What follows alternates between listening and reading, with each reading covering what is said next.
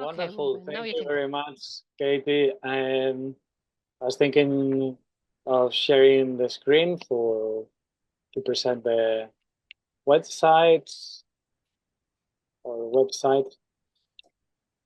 And yeah, this is our podcast. Is podcast Regenerando, and it was born nearly 2 years ago, I think, because Katie and I were working already on social permaculture in different things. And we came to meet in North Spain in Donosti, San Sebastian, one day, and we had the same idea. Wow, there's a lot of information about regenerative movement in English all over the world. There's a few podcasts, and there's a lot of information about regen agriculture. However, there's not much information available in other languages like Spanish. And it's probably the second or third spoken language across the world.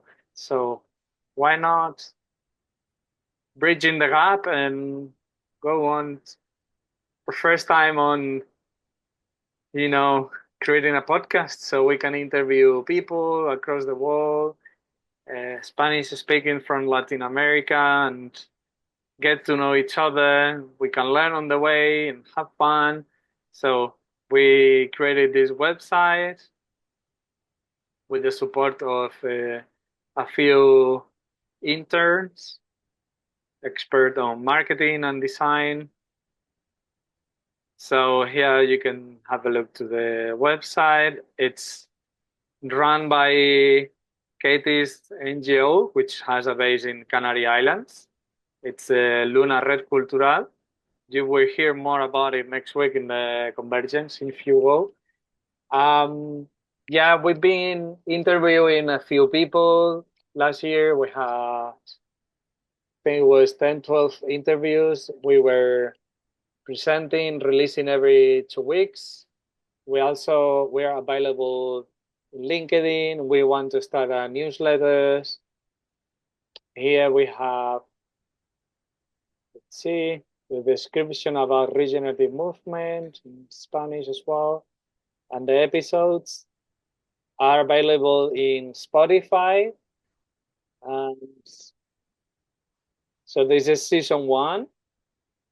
We interview people like Daniel Christian Wall about his book, Regenerative Cultures, Sonia, which is an expert on tourism, people that are designing buildings in a sustainable way, like Iñaki and Borja, people that have been for 20, 30 years documenting about natural building, natural materials.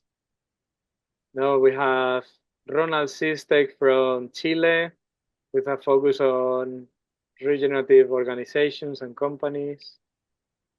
We have regenerative agriculture from Catalonia, from Cesc Font. This is very interesting because all his life he's been on a farm applying chemicals, and from one day to another one, he decided to quit chemical pesticides, turn into organic farming, and some years later, he turned into agriculture, regenerative agriculture. Very interesting. Edward Muller, if you know, he has a international university in Costa Rica.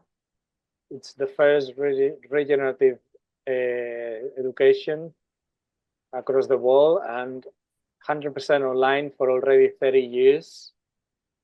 Who would imagine an online university already like 20 years ago? Unbelievable. So yeah, and we're working on the second season that will be released in February, one episode at a time. We already recorded 5, 6 episodes. We're very enthusiastic about it. And yeah, you can see Here is a description of ourselves, Katie and I. And then we have a section here about collaboration. We're running a campaign in Open Collective.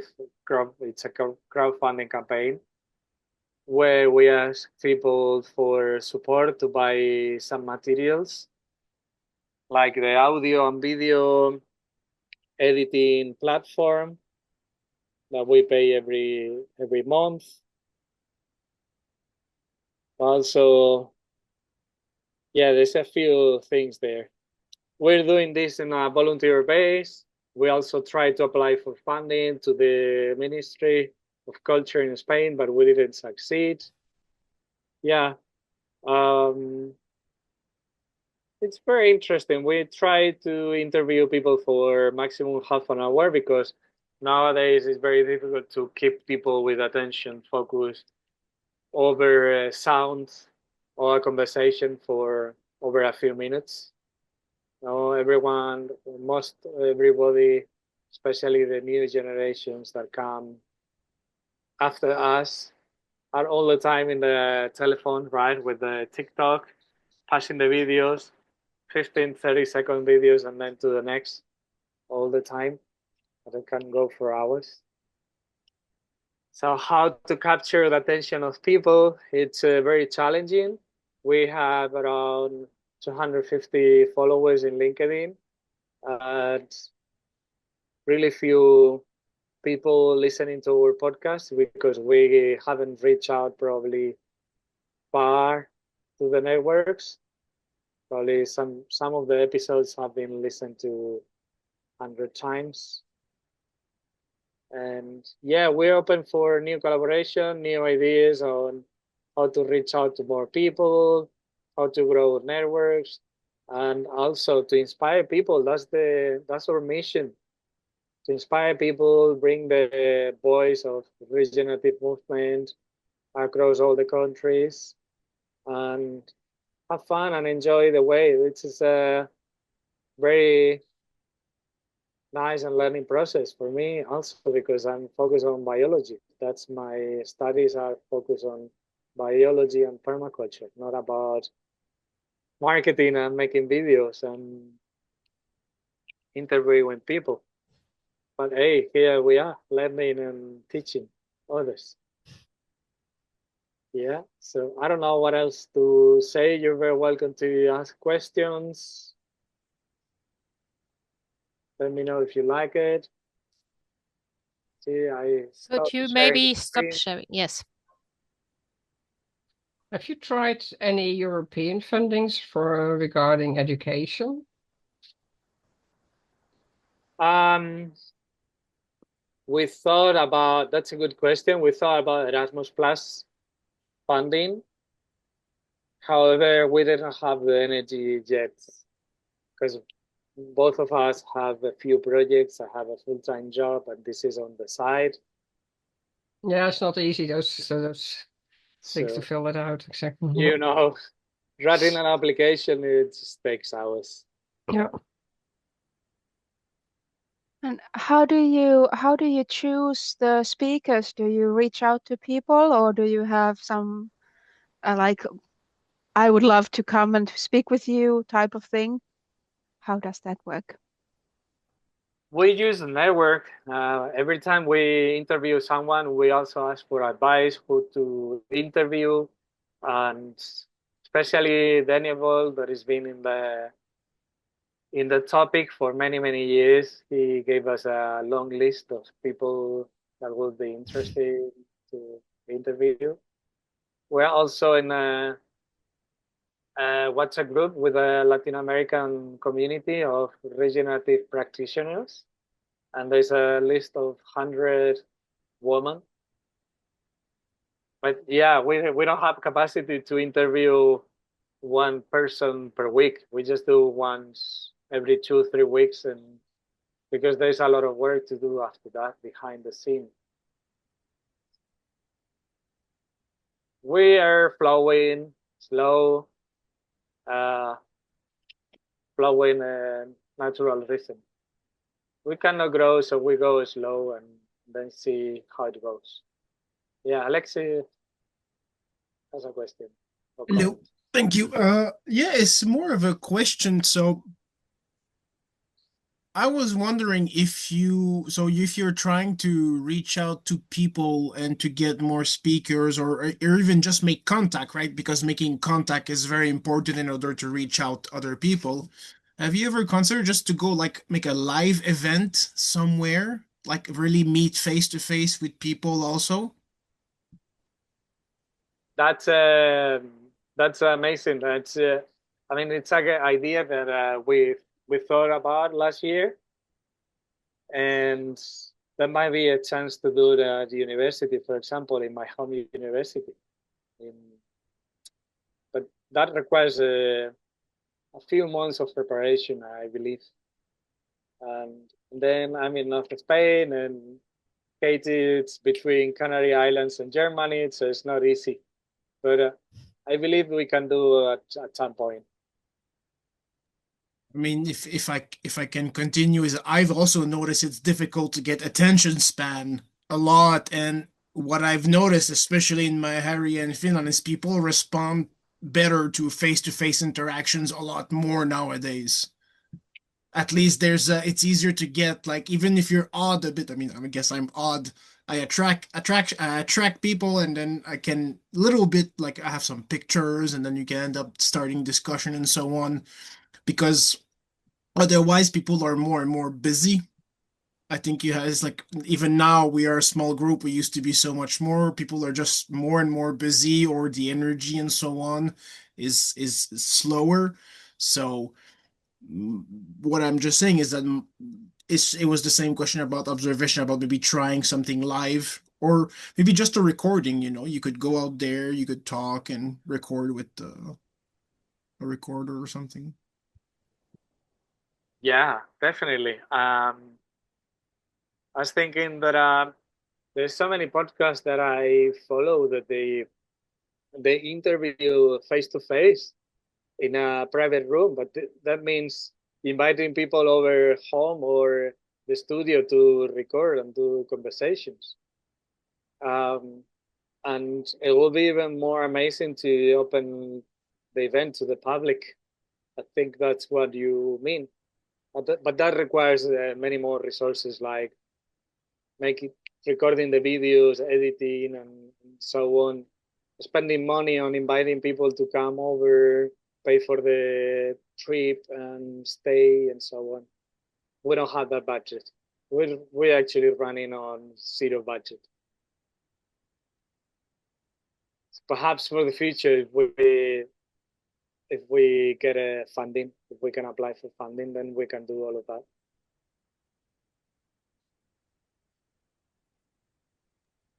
I have one more question if there's time. Like, I really admire how you're doing so much with so little resources. And I was thinking, like, how do you, like, do you have a design for it? Or like, how do you know what to prioritize and what to concentrate on and, what to leave out for now? Yeah, that's a good question. Katie and I, from the beginning, were using the design web of Luby McNamara. It's a design tool for social permaculture. And we're following the 12 points, 12 anchor points. So vision and limits and helps and action. All of that has given the opportunity to prioritize our resources and find out about our limits. So in such a way, it's been very helpful tool to use in the process. And we revisit it now and then. For example, from the first season to the second one, we had a break of a few months trying to redesign the marketing strategy and finding out what tools we could use and go for example, more shorts on YouTube to attract short content and people attention with keywords and key phrases and so on. We're about to launch that in a few weeks together with a newsletter that hopefully helps us to reach out more people. Yeah, I don't know if Katie can add much more of that on the design process if she wants. Yeah, I can. And also say with this, we're also looking at a website, a podcast website we're going to try out, which is called Colorby Effect, which will be presented at the Convergence. So you'll have that there. And yes, and then what is the design on the website? The idea is to have shorts and to have shorter videos to promote the content. So you don't have to step in. What we did now is a 3-step process in our design, that we have like tasters, which will be shorts, which will not promote the content, but just regenerative practices like pause, breathe, connect with nature. Then we have short videos that will be reuse of content. Yeah, so we take the content of the podcast and make short 3 to 5 minutes of audio YouTube video, so short stuff. And if you like this, then you can listen to the whole episode. And we hope that this will help a lot. And also, just to mention with the outreach and stuff, something else, what happened was that last year I had a burnout. And while we were publishing, I was in burnout and didn't help much with promotion. So that was also a really big weak point there. Yes, so if not, the numbers would be better, I hope. I believe. Yes. So, Diana, and I give back to Ruben. Yes, my question is about the collaborations. You mentioned that you're interested, but I was wondering if you have any sort of idea already what kind of collaborations you're looking for, or is it just an open-ended invitation? Yeah, I think we have the need for a few skills that we're missing out in the team. For example, we need support on the marketing and reaching out networks. For example, sharing our episodes with local networks and with other people that are out of our own networks. Yeah, creating content for LinkedIn and social media. Perhaps Katie remembers Yeah, that more is what we the need. collaboration on individual level for individuals. But we've also been speaking a lot about collaborating with organizations. We haven't really had time to put in, but we are open for how now the word doesn't come, sponsorships, with as long as it is within the line of regenerative thinking. We won't take any sponsorship, but if there's something that is like down our alley, we would be open for sponsorship. And then the usual things happen, that we name you every now and then, or we do something, but it really needs to be coherent with what we're doing. Yes. Or to open up for the space that somebody else puts in some other content which goes in line. That are also things we were playing around with. And as we this is also why we reduced the rhythm, because last year, as with 2 episodes a month, it was too much to do this and then promote and then think about develop those lines. So this is one of the reasons why we have reduced to 1 episode a month, so we have time to put up extra content and find the time to have some other dialogues. Thank you. Thank you. So, any other questions? Ruben, you want to say some closing words? If not, I would start making some breakout rounds. I'm just happy to have this a few minutes to share about the podcast project. I think we came out with a nice project, and we saw also the struggles and the inspiration and the fun of the project itself. It's real life, I believe. If you you have an organization or company or self-employed where you will struggle with these kind of things and finding customers and finding clients and resources and all of that. So it's very common. We are aware of that situation. It's a learning process, and we grow through it. Thank you very much. Yeah. And I also want to add that it brings abundance. I already told you that Effecto Colibri is going to talk at the Convergence. We started the dialogue through the podcast.